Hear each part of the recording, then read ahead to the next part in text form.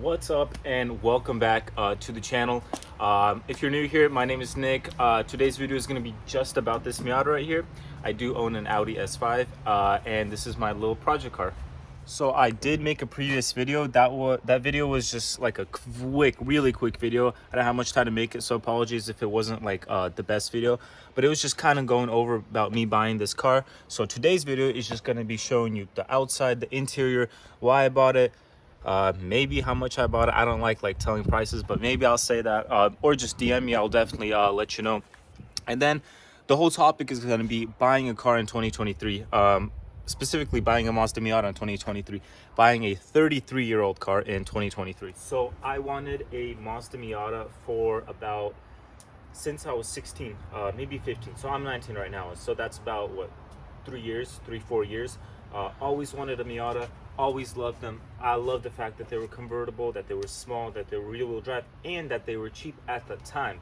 So back in what was that? That's back in 2020, 2019, 2018. They were cheap. You could get this thing for like 2-3 grand, maybe even cheaper, who knows. But I finally decided to buy one in 2023 because all these previous years I kept on just like postponing it, just kind of can't think of that word, but basically just buying other cars, flipping other cars, but not the Miata, because what I was doing these past couple years was just buying cars and flipping them for money, and the Mazda Miata wasn't the perfect car to do that.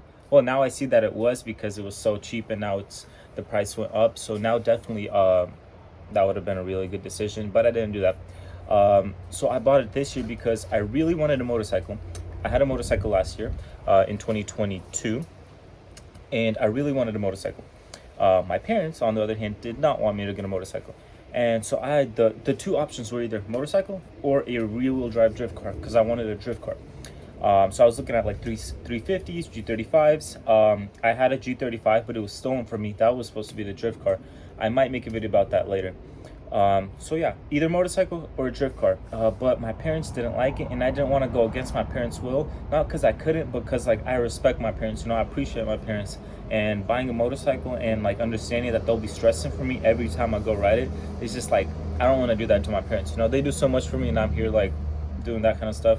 It's not right. So I decided to buy this little car, even though my dad was like a little bit against it, because like the whole convertible thing, unsafe, super small. Anyhow, still bought it, and I love it. I mean, I just love this car. Finally, actually, a really funny thing, my dad actually, so he was a little bit against it, but when I bought it, he was in love. He's still in love with this car. He loves it. He takes it out even without me knowing. Well, not like, because like I don't really care, but like I would come home and I would see the Miata gone. I'm like, yo, where you at? He's like, I was just driving around. And he loves the like soft top going down, the whole convertible vibes. He loves it. And the fact that it's manual, because he used to drive manual back in Ukraine, and even here he had manual cars, but now he has like more like luxury cars, kind of like the new Mercedes, Hondas. They're not really they're not manual, and it's not convenient for him. So this brings back memories for him. He loves it. So that brings me to why I bought one this year, because I really wanted one, either motorcycle or this. I got this. Honestly, I'm liking this more than the motorcycle at the moment, even though motorcycles are insane amount of fun. If you're getting one, definitely do it. It's fun, as long as you stay safe. You keep in mind that you still have people that love you, and don't do stupid stuff. I mean, you could say the same about cars, right? Don't do stupid stuff. Anyhow, I bought one in 2023. Definitely trying to keep this for a while. Definitely love it. And what I have to say about buying a Miata in 2023, or anytime soon here, specifically these older generations like the NA and NB, because I know the NC is already newer. I think that's like a 2010, right? And then you have that brand new one that's like 2020. They're definitely nice. They do have some flaws, because it's a really old car, but as long as you get the good deals, as long as you get like a person that treated it right, just like this one, of course it has imperfections, right? You're not gonna find a perfect car unless you want to pay the perfect price. That's like 20K for a Miata. But yeah, as long as you find a good deal, you gotta check it out. No rust, no falling panels, mismatched panels, dents. I honestly would have bought one even like that, because I love cars. I would have like repainted it, fixed it, but this is just so much better, because it has all of these things that are already done. So just without further ado, we'll just show you the car. Here it is, 1990 Mazda Miata. As you can see from the video, paint is good, everything is really nice. Oh, there's the Audi. Beautiful car over and all. For it being this old, it's in really good condition. Paint wise, also very good condition. So I'll just quickly go over like outside, and then I'll hop into the inside.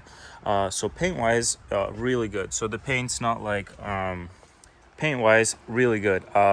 You know, not doesn't have any major like dents, scratches. As you see over here, really nice glossy paint. It does have some spots though, like over here for example, that I don't know, I'm not sure if you can see, but that's basically the paint already. That's not going to be able to buff off. Right here as well, just some, you know, minor imperfections. You can see like in there, just some, you know, spots. Also right here, because the hood was a little off, I had to adjust that. Someone kept on opening it because people are so smart. But yeah, overall the paint is good. The paint is good. You know, I'm gonna take it to one of my buddies. He's gonna buff it and cut it and polish it, however that works. He's gonna be able to do that. Other than that, we have a little bit of, you know, just like, what is that, like a little cut I see, but that's nothing to bother about. Have this little carbon fiber type of vibe going on here. That's a little loose. It was loose on that side. I super glued it. So yeah, you know, gotta fix it how you gotta fix it. But yeah, these are LED headlights. So these are the aftermarket ones. I love them. I'm gonna turn them on in a minute, and they're just absolutely beautiful. We got this toe strap, which it gives it like a nice little cute vibe, you know. If anything, you can always just kind of hide it. So kind of like that. I don't know which one I like more, without it or with the tow hook. Let me know what you guys think. It is lowered, I believe. I forgot to ask the guy who's buying it from if it was lowered, but it does seem lowered, at least the front. So the front is sitting a bit lower. The rear is sitting a little higher than the front, but that might just be how it is.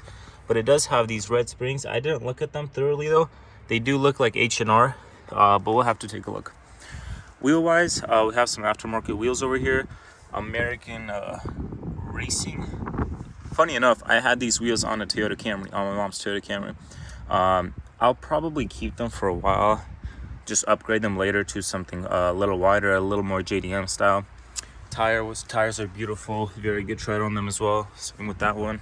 There's some imperfections as well as this bumper right here. It has this little chip right here, and on this other side, actually, it was sagging, so I actually ended up, see there's a chip right there. I actually ended up zip tying it. I'll fix that a bit better later, but it's totally fine for now. Fun fact, this car actually has the Racing Beat rear bumper exhaust right there. Racing Beat, which sounds pretty good for a 1.6 engine car. Racing Beat front bumper as well, and Racing Beat intake and Racing Beat headers. So all one brand, which is just wonderful. Soft top over here was recently changed. I believe a couple months ago. Very nice condition, no tears, no scratches. Really nice. Has this soft type of plastic glass over here. Onto the inside, we got basic Mazda interior. All right, we don't have the power window option. All right, lock, unlock, whatever. Got this bougie speaker over here as well. We got this aftermarket steering wheel from NRG. I forgot what the actual name of it is. So as I was saying earlier, NRG steering wheel. There's an actual name for it, just an abbreviation. I forgot what it was. So yeah, we got this aftermarket steering wheel. We got that shifter. What else? That's pretty much it for aftermarket. We got a air freshener that could be considered aftermarket. Oh, and that's my doggo, Pluto.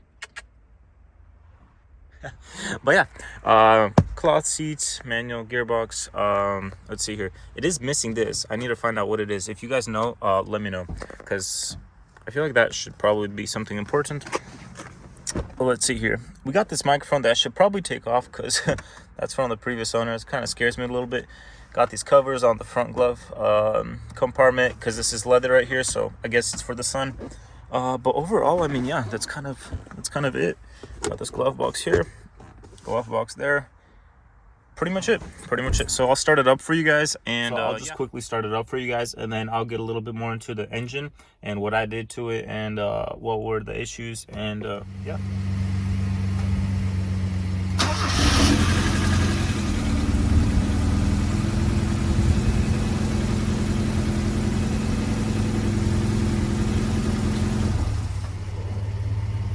Alright, so I just realized that that video actually had the truck's exhaust in it in the back. I just started it. Sorry about that, but I'm sure you heard the Mazda startup. So yeah, I'll just pop that hood. I'll show you what's under this bad boy. Boom.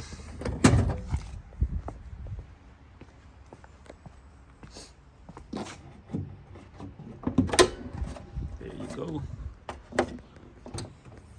Bam, and voila, there it is.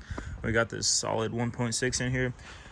So I'm gonna explain a little bit about this and about the issues I had with it. So after I bought this car, the day afterwards, I drove it to a park with my brother, my little brother, and he was actually he was insisting he would drive with me, so I drove him, and we were supposed to meet my mom and the rest of the family at a park.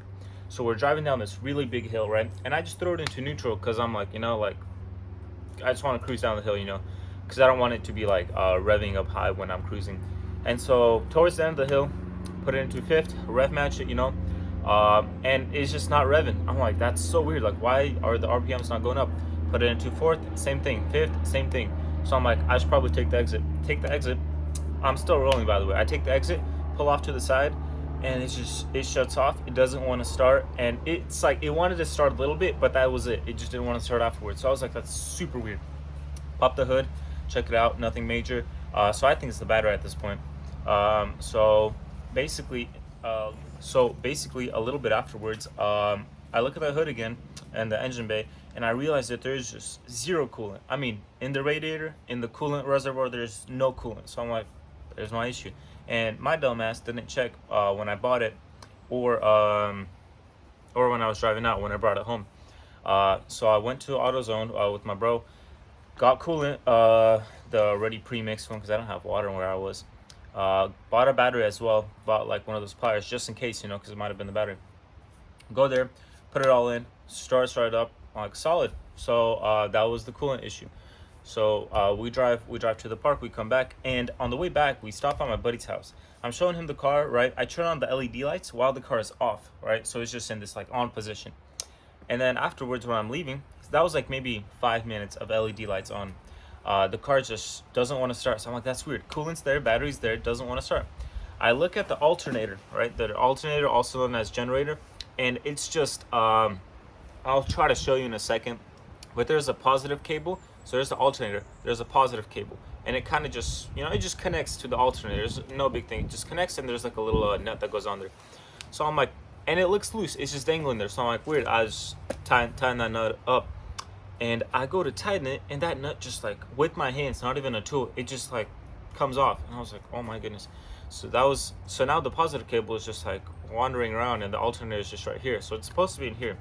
And from my understandings, the alternator gives power to the battery, and the battery gives power to the LED lights and all the other technology. So what I ended up doing was I put that positive cable back on the alternator, and I just put my own screw in there. I drilled a hole. I had to take out the alternator for this. I drilled a hole through the alternator where that tread was, because I don't have like a tread maker. Straight up drilled the hole in there, got a self-screwing metal screw, and just screwed that stuff in there. And since then, it hasn't been giving me any trouble, so I'm gonna keep it that way. The only issue, there shouldn't be any issue. When I'll be upgrading the alternator, maybe later, I'll just take it off and put a new one back on. But that was the issue with the alternator. But all in all, the car runs and drives perfectly fine. The only other thing is going to be the clutch. I'm going to have to replace that. It's having a hard time giving its full potential power, so it's not giving enough of its power. I just noticed I'm actually wearing a Volkswagen shirt here, Volkswagen Rabbit. I got this actually at Marshall's. Marshall's is the place to go. Hella nice deals. But anyhow, yeah, that's basically it. Gonna replace the clutch, and I'm chilling. The only other minor thing is from this radiator cap right here. Well, there's a radiator cap on the radiator for the coolant reservoir. It's leaking a little bit from that cap, and I replaced the cap. I thought that was the issue. It was partially. Now it doesn't leak as much, but basically if I leave the car for a day, just for the night or for the day or 2 days, the coolant will leak a lot. Like I top it off, I'd come back, it's like halfway gone, even more. So I'm thinking that was the issue with the previous owner. So maybe he sold it to me because it wouldn't start a couple times or something. And maybe he jump started it when he was selling me it, because I didn't turn it off and on again. Yeah, that actually could have been it. Shoot. Yeah, he probably thought that the coolant was a bigger issue than it is. Anyhow, I replaced the cap. It's still leaking a little bit. So what I'm gonna do is I'm gonna get this rubber sealant and put it across the top of the radiator, because it's only leaking from there, but I can't see where it's leaking from. And we'll see if that fixes it. If not, I'll just upgrade to an aftermarket radiator. But yeah, like I was saying earlier, the plans with this car is to make it a drift car. I want to put some nice wheels in it. See what's up with the suspension, because I want it to be a little lower than what it is right now. I'm thinking maybe I just have to replace the rear. Maybe they're just different kind of springs, or find out what the brand is. And yeah, pretty much make it a little, replace the clutch, make it a little bit, you know, more power to it. Not do anything crazy. Like, I'm not gonna turbo it or like supercharge it. Not anytime soon, at least. And then just make it like, just get a hang of drifting, because I never had a drift car. I drifted a couple times on other people's cars, but not on my own cars, because I have the Audi. Audi's not really a drift car.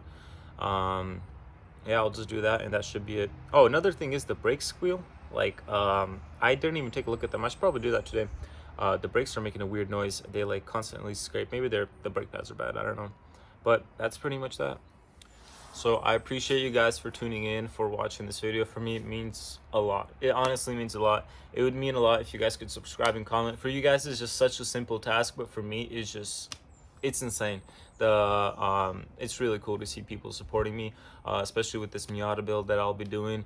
I'll definitely try to be recording my stuff. A little bit thing is though, it's a little harder for me to record my progress, just because I have these friends that help out me. They're not fans of, you know, being in that kind of in the videos, but I'll definitely talk to them about that. I'll try to have them try to make more videos on the Miata, and beneficial videos like that clutch replacement, this radiator issue, the brakes, you know.